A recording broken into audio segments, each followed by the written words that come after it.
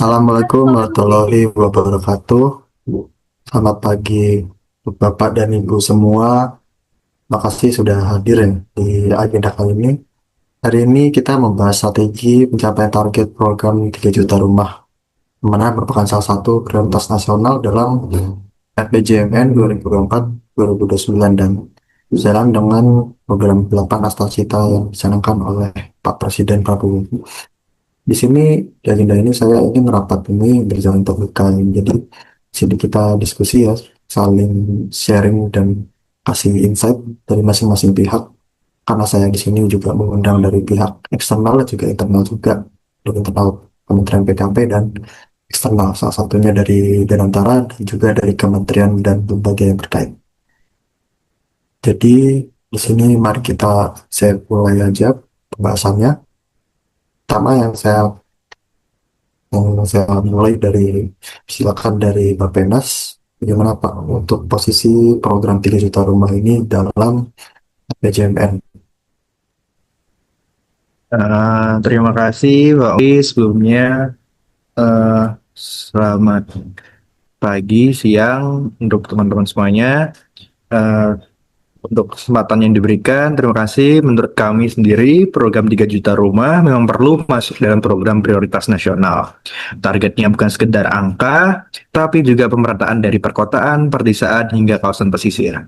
Kami menekan perlunya sinergitas lintas sektor dari sisi perencanaan. Ada tiga fokus, yaitu yang pertama, penyediaan rumah layak huni bagi MBR yang melalui subsidi pemerintah. Kedua, yaitu dukungan infrastruktur dasar seperti lahan, jalan lingkungan, air bersih, dan sanitasi. Serta ketiga, yaitu penguatan regulasi untuk mendorong investasi swasta.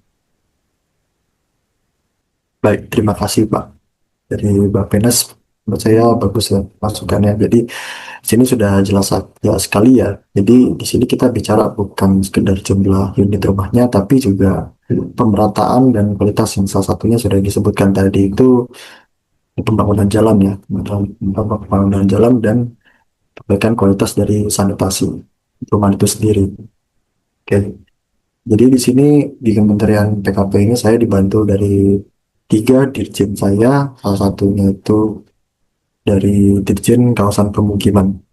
Jadi bagaimana Pak dari perwakilan Dirjen Kawasan Pemukiman, bagaimana rencana untuk 3 juta perumahan di pesisir?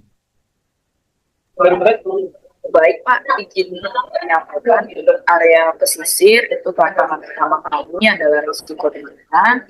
Untuk merespon hal tersebut, kami telah merencanakan pembangunan hunian yang tahan gempa dan juga banjir dengan teknologi prafabrikasi agar dalam pengerjaan itu dapat berjalan. Tentu dalam prosesnya itu kami melibatkan tenda istimewa. Ya, terima kasih. Jadi penggunaan prefab ya. Jadi kalau saya dengar itu memang bagus dan cepat ya. Jadi bisa baterai bisa langsung dibuat di tempat lain. Jadi tapi itu bagus ya. Tapi jangan lupa untuk aspek keberlanjutannya karena kemarin saya juga sempat diskusi dengan salah satu staf ahli yang di bidang Saintek juga ya dan peran lingkungan itu ditekankan di bagian aspek keberlanjutannya. Selanjutnya kalau untuk di Ditjen Perumahan Perkotaan bagaimana masukannya? Baik, terima kasih Bapak.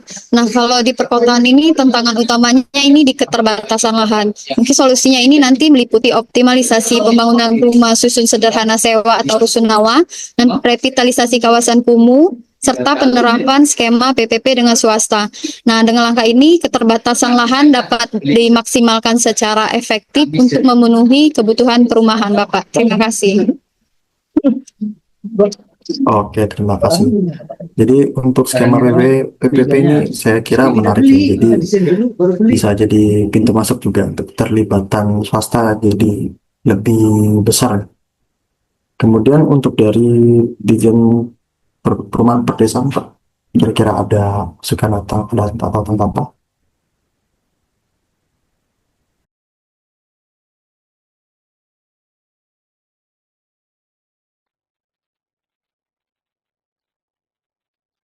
Kalau untuk perwakilan dari Dirjen Perumahan Perdesaan, Baik, izin Pak Menteri, kalau di Ditjen Perumahan Perdesaan, kami berfokus membangun perumahan berbasis masyarakat dengan memanfaatkan material lokal sehingga lebih hemat biaya serta mengedepankan prinsip gotong royong dan pendekatan partisipatif masyarakat dalam pelaksanaan pembangunan perumahan di perdesaan. Begitu, Pak. Baik, terima kasih Pak Ditjen. Sini saya lihat bagus ya. Jadi tiga Ditjen ini ada tiga pendekatan juga masing-masing ya. Tapi mereka juga saling melengkapi ya. Salah satunya pesisir dengan ketahanan bencana di daerah perkotaan itu ada efisiensi lahan dan untuk di Ditjen Perdesaan ada pemberdayaan masyarakat. Untuk kedepannya untuk dijadikan catatan ya. Terima kasih. Bagaimana Pak Sekjen? Baik, Pak. Baik, Pak. Sudah saya catat. Tiga pendekatan ini menjadi poin yang sangat penting untuk arah program ke depannya, begitu ya, Pak? Ya, terima kasih. Ini karena saya juga mengundang di agenda ini dari kementerian lain juga. Saya ingin mendengar pertama dari Kementerian Keuangan untuk realisasi program 3 juta rumah ini sejauh mana dukungan APBN kita untuk alokasi ke Kementerian PKP. Silakan. Baik, izin memberikan informasi berdasarkan UU APBN tahun 2025, dukungan sektor perumahan mencapai sekitar 40,27 triliun. Jadi ada 18 triliun untuk FLPP. Lalu, tambahan lewat PMN ke PT SMF untuk sekitar 220.000 rumah MBR. Hingga semester 1 di tahun 2025 ini, realisasi sudah 18,8 triliun untuk 115.000 unit. Begitu, Bapak. Terima kasih Bu atas masukannya. Jadi saya lihat 40 triliun rupiah ini memang angka yang besar ya. Tapi kalau kita hitung ya untuk penyelenggaraan 3 juta unit rumah ini jelas belum terkejar kalau hanya untuk menggunakan APBN. Jadi alasan saya mengundang dari pihak-pihak lain di sini, kita memang butuh dukungan dari pihak-pihak lain dari segi pembiayaan kreatif ya. Jadi di sini selanjutnya saya ingin tanya untuk dari perwakilan Danantara, apa kira-kira gagasan inovatif yang bisa membantu untuk percepatan realisasi 3 juta rumah ini? Ya, izin Pak, saya dari Danantara. Jadi kami melihat adanya peluang di kolaborasi investasi, Pak. Misalnya lewat blended finance, di mana dana pemerintah itu digabung dengan dana swasta, atau mungkin bisa juga dengan social impact bond, di mana dana swasta berinvestasi dan pemerintah membayar sesuai hasil. Selain itu, ada juga kami bisa mengembangkan platform untuk crowdfunding perumahan, Pak, melibatkan masyarakat untuk patungan atau bersama membangun rumah MBR, Pak. Baik-baik. Oh, ini berarti menarik ya. Untuk di crowdfunding juga kita juga ada salah satu program yang mirip juga. Tapi di sini kita juga tidak hanya mengandalkan APBN, tapi juga membuka pintu untuk investasi kreatif. Tapi untuk dari pihak swasta, bagaimana kira-kira pandangan dan komitmennya untuk realisasi 3 juta rumah ini, Pak? Ya, baik. Izin Pak Menteri, kami dari pihak swasta siap mendukung lewat CSR. Ada banyak yang bisa kita lakuin, misalnya hibah material, pembangunan unit contoh, hingga renovasi rumah MBR. Kami juga terbuka kalau CSR kami bisa dipadukan dengan skema blended finance Danantara, sehingga dampaknya jauh lebih besar. Baik, terima kasih Bu. Saya kira ini luar biasa ya dari swasta dan juga dari Danantara ini bisa memadukan dengan antara skema blended finance dan CSR ya. Jadi kolaborasi antara dua pihak ini bisa jadi konkret. Mana Kementerian PKP bisa jadi ini juga apa koordinator utama juga.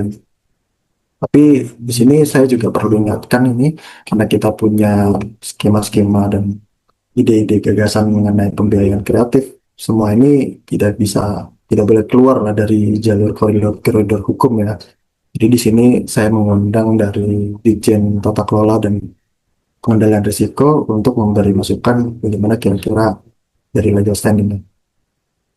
Baik, mohon izin Pak Menteri, apa yang telah disampaikan Pak Menteri tadi sangat betul sekali Pak. Setiap bentuk kerjasama, baik itu public-private partnership, blended financing, maupun CSR, harus dijalankan secara transparan dan akuntabel. Kita perlu mengantisipasi risiko seperti penyalahgunaan data, penyalahgunaan dana, ketidaksesuaian prosedur pengadaan, hingga keberlanjutan pendanaan dari mitra swasta. Karena itu, kami menekankan pentingnya audit rutin, pencatatan risiko sejak awal, serta pelaporan berkala agar program 3 juta rumah ini tidak hanya berjalan sesuai aturan, tetapi juga memberikan manfaat nyata bagi masyarakat.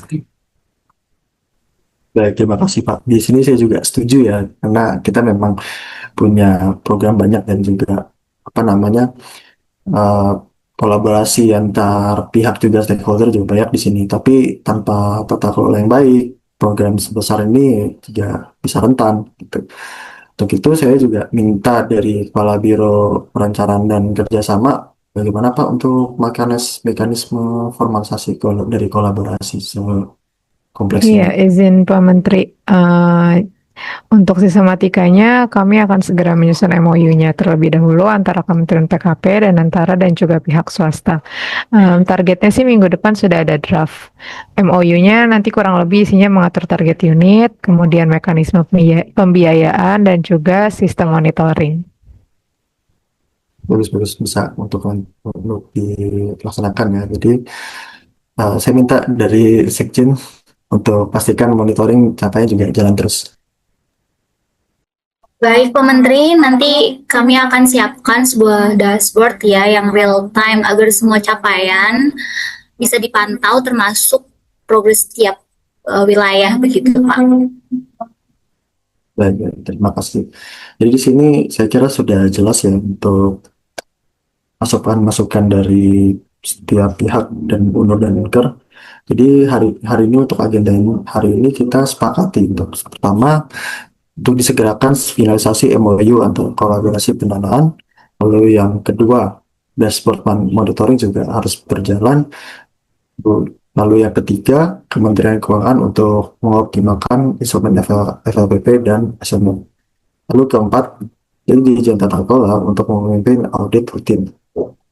Dengan kolaborasi lintas sektor ini, saya harap target 3 juta rumah ini bisa kita wujudkan dalam waktu yang segera. Akhir kata, rapat saya tutup. Terima kasih atas masukan dan insight-nya dari Bapak dan Ibu sekalian. Mari kita kerjasama demi hunian layak bagi kita semua. Assalamualaikum warahmatullahi wabarakatuh. Waalaikumsalam Waalaikumsalam warahmatullahi wabarakatuh. Terima kasih banyak Pak Menteri. Terima kasih Mohon Pak izin Menteri. live. Mohon izin. Bentar, aku siap dulu.